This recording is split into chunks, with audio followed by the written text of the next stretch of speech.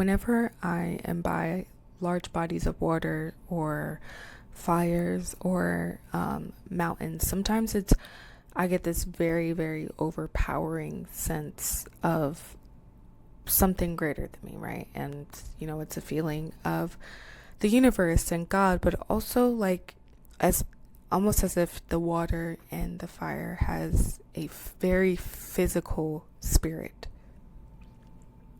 I'm not sure if I'm the only person who feels like this. Actually, I know that I'm not the only person who feels like this, because it essentially is a common philosophy or way of thinking or practice and way of living in a lot of Indigenous communities, and specifically the Ainu community. And I know because I did a whole documentary about this, which is on YouTube. If you go to Incendiary Balloons YouTube channel or www.incendiaryballoons.com and search Ainu, Ainu, you'll see the documentary about Ainu culture, people, language, and actually the fight that they are currently fighting for right now, which is the fight against systemic oppression, injustice, and they're fighting for rights and educational rights, and against, all the things that kind of keep them stuck in this cyclical cycle of lack of access to resources and leading to things like poverty. So you can check that out. But one of the things we did talk about was also, the different practices. And I found that within the Ainu community,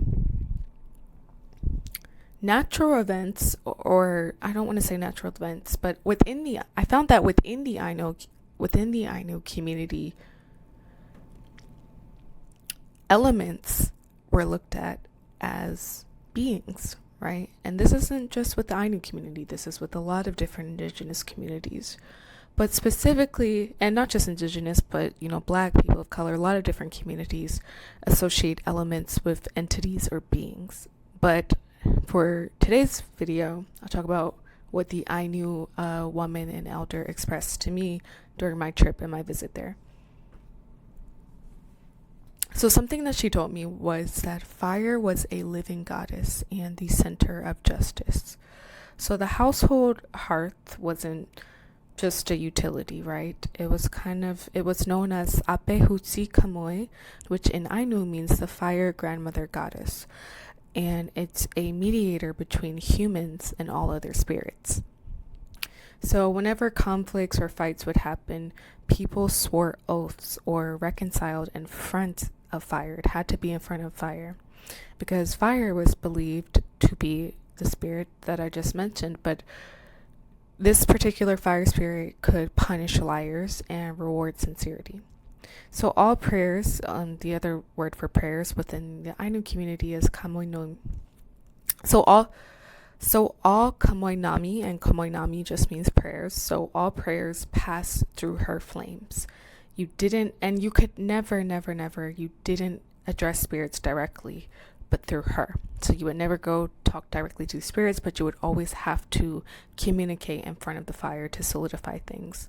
And even when food was dropped, people apologized to her. People would have to apologize to the fire for disrespecting her warmth and her sustenance.